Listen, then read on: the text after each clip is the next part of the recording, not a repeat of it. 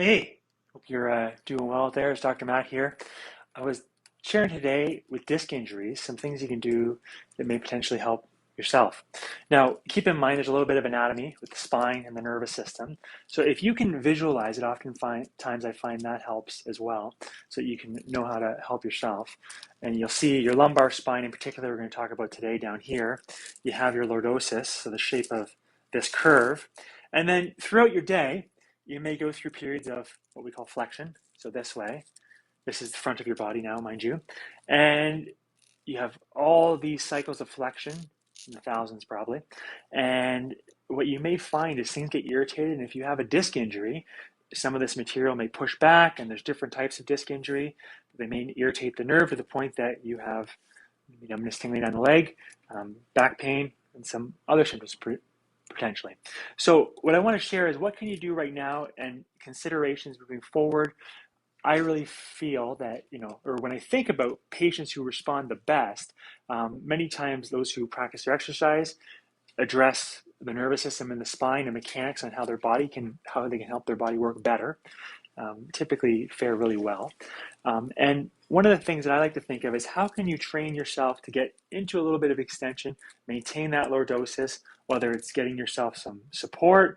You may find even in your car, you may need some extra support. If you find you're driving, half an hour, remember, sitting more than 20 to 30 minutes, make sure you're standing up more. Every 20 to 30 minutes, stand up, move around, lubricate those joints, give these tissues a break. So in your car, you may need some lumbar support. You may find that really helps. Shifting around your seat, if you can't get up right away, helps. And then as well, finding those postures. So things we've talked about before, like the bird dog exercise, great to warm up your small finite muscles so that you can change the mechanics and how you move. Now, what can you do right now if you're sitting here watching this video, or you're standing, I hope, watching this video, are some simple exercises that I've found really useful in the past. And really, it's about getting some extension here and potentially laying on your stomach, getting some extra extension. Because if we're spending, X amount, 7 times 5 days a week, sitting flex, you'd be chronically irritating those discs and those tissues and pushing on the nerves and causing challenges. So I think, how can we get into some extension postures? First of all, standing up, extending, getting your spine out of that flexion habit is a good thing. And then what I would suggest is spending some time laying on your stomach and seeing what works for you. We've talked about this protocol before, but I think it was reminded to me last Friday, and I think it's so important on some of the things you can do for yourself, which are powerful. So laying on your stomach, and you're thinking, pushing all the material the opposite way versus being flexed and pushing, let's say, the jelly back this way. You're laying on your stomach and pushing everything the opposite way.